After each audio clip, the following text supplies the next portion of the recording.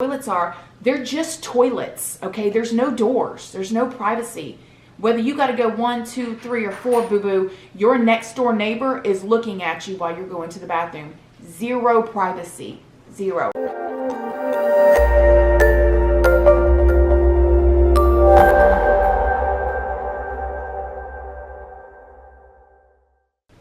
Good morning, my lovelies, my beauties, my friends. My name is Christina and welcome to my channel. If you are new here, thank you so much for clicking on this video. I really hope that you will subscribe, stick around, take a chance on hearing some things that I have to say. And if you are a returning subscriber, y'all already know, y'all are my babies. So today we're going to do another little prison story-ish type chit-chat / story time kinda-ish. And yeah, I just wanted to talk to you guys more about like what it was like in prison, what we did in our everyday life, different things that go on, different thoughts that I had while I was in there. I really think that I can end up making this like a series over time because, I mean, I was there for 3 years and so much goes on in there.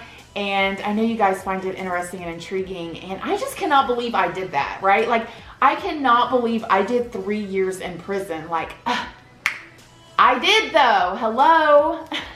So, by the way, if you're new here, hi, my name's Christina. I did 3 years in prison when I was 21.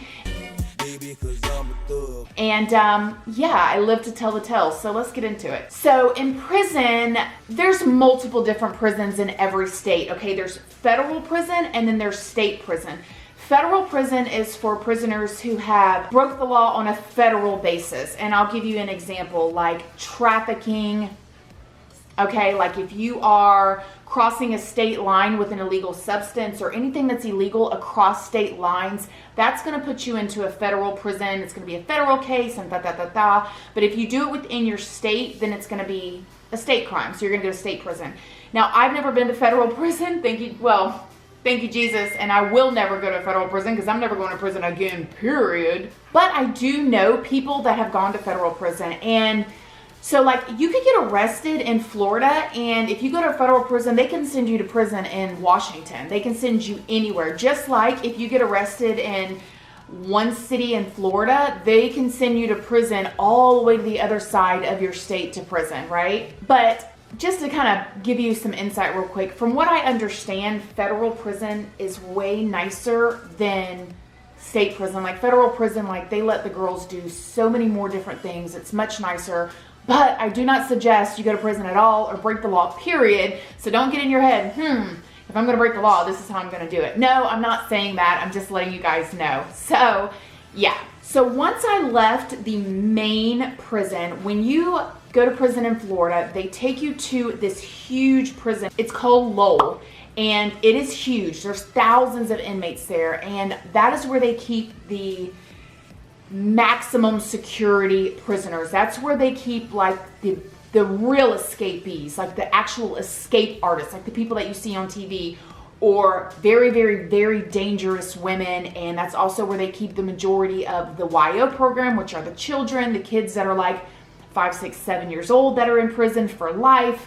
You know, that's where they keep them. And it's an intake facility. And you go there, some people get to spend their whole entire sentence there, which nobody really wants to do. People want to go to the other prisons, the ones that are smaller, because in the smaller prisons they have more and it's not as dangerous. All the prisons are dangerous, but Lowell is the most dangerous one in the state of Florida. So after I left there, I ended up going to one in Brooksville County. And this prison was called Hernando. And this was a smaller one. I want to say there's probably like 400-ish women there. They had a small YO program there. But in the part that I was in, which is where the adults are, there is like 4 big dorms. And in each dorm, I mean, it's a big cement dorm, right? It's like a warehouse is what it looks like on the inside, except for it's cement walls everywhere. And then there's windows on the walls, and there's no AC in prison, okay? So it's hotter than E-mug, and this is Florida too, so it is hot. So the windows are open all the time, but there are bars on the windows as well and screens. And then you have bunk beds. Now, when you first get to prison, you don't get anything special. You're going to get whatever bed they give you, whatever laundry they give you. They're going to stick you anywhere. And you know that really awkward feeling that you have when you first start a new job and you kind of don't know anybody and you don't know what to do and you're kind of asking questions? That's what it's like when you first go to prison, but it's on a times 1,000 level, because at the same time you have this awkward feeling, you're constantly watching your back. You realize that the person sitting next to you, you know, stabbed somebody, right? And, you know, you don't know them. They may like you, they may not like you. So it's a really awkward feeling. So what happens is, I'm just gonna give you like a rundown of being a new inmate in your day, how it goes. I'll get into more things in different videos. If you guys wanna know more prison stories, let me know in the comment section down below. But when you first get there and you get to your bed, your bunk, whatever it is, they're bunk beds in this big, huge dorm, they're gonna assign you a job, okay? And everybody gets a job. But when you first come in, you're assigned groundwork. It don't matter who you are. There are other jobs in prison which are more sought after jobs, like maybe working in the kitchen, because there's benefits to that. You can flavor your food differently because you have seasoning, or you can get more food, or, you know, or working in the library. The library is one of the only places that is actually air conditioned, or working in the church, which is the only other place that is air conditioned, or working in the canteen. Like, there's other jobs that you can do there, but when you first get there, you're gonna be assigned to grounds. And what that is they're gonna put you in your blue pants jumpsuit, which is gonna be a blue shirt, very, very thick material. It's not comfortable at all.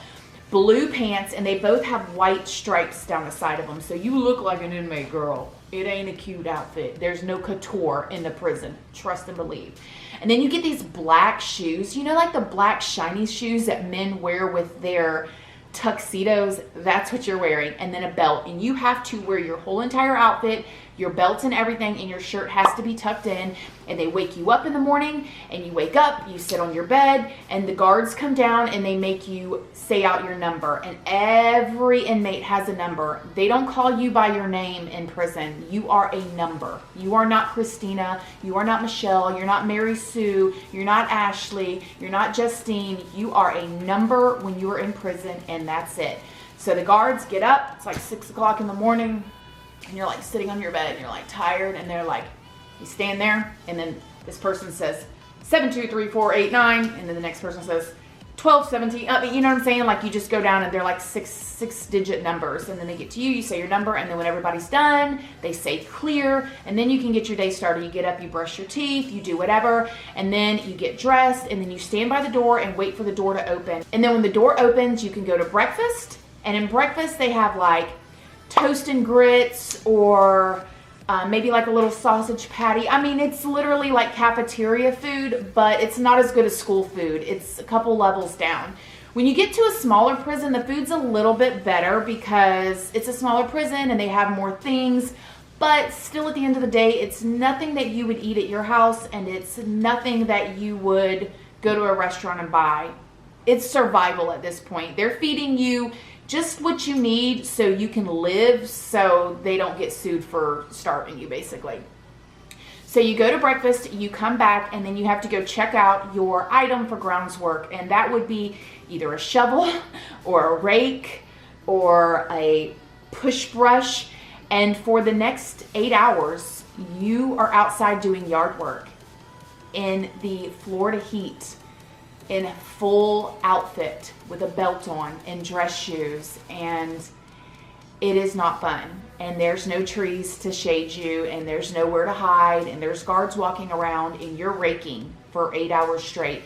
And then when you're done with standing out there hot cleaning the grounds all day long, the crazy thing is you don't have an air-conditioned home to come into to pull your boots off, to pull your work boots off as a woman, you know what I mean? And get a nice cold glass of tea and sit down and eat a meal. You walk into a dorm that is just as hot as the outside that you came from, okay? It's hot in there, and it's even hotter in the dorms because it's a dorm and wind cannot blow. So you're sweating, you peel your clothes off, and then you just want to take a shower. And I've already told y'all about the showers in my other video. If you have not watched my first prison story video, go and check it out. I'll leave it linked down below. The showers are gross, okay? When you walk into the bathroom is a huge, long rectangle area. And when you look at it, to the right are the toilets and to the left are the showers. And to the right where the toilets are, they're just toilets, okay? There's no doors, there's no privacy. Whether you gotta go 1, 2, 3, or 4, boo-boo, your next door neighbor is looking at you while you're going to the bathroom. Zero privacy, zero.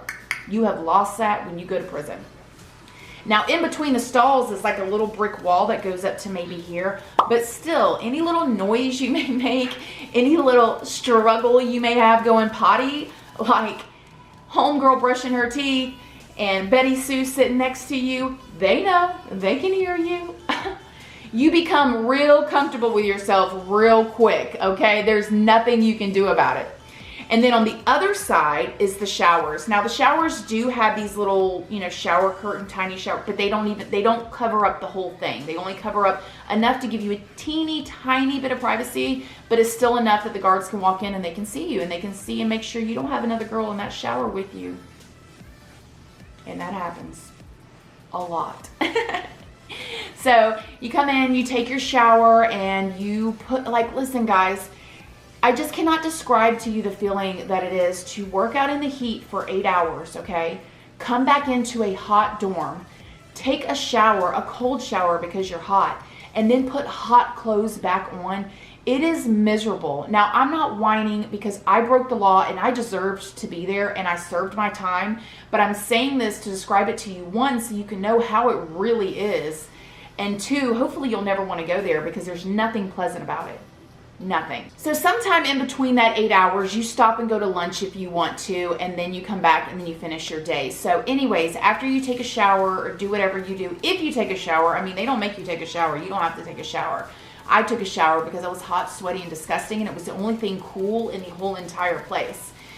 Then you get ready to go to dinner. Then you go to dinner, and dinner is basically the same things over and over and over again. The only time you get anything different for your dinner, I mean, it's the same thing on a weekly basis or every 2-week basis. It's the same exact food. You get something different on Christmas and Thanksgiving. And Christmas and Thanksgiving, you may get a scoop of stuffing and a piece of turkey or ham. I mean, it's not the turkey or ham that you're getting at home. It's that big block that they call turkey, and they cut slices off of it. Kind of like lunch meat, but not as good. It's so bizarre. They call it Frankenfoods. It's like mystery meat. We don't know what it is. It's salty though, so whatever. But we looked forward to it because, I mean, that's all we had.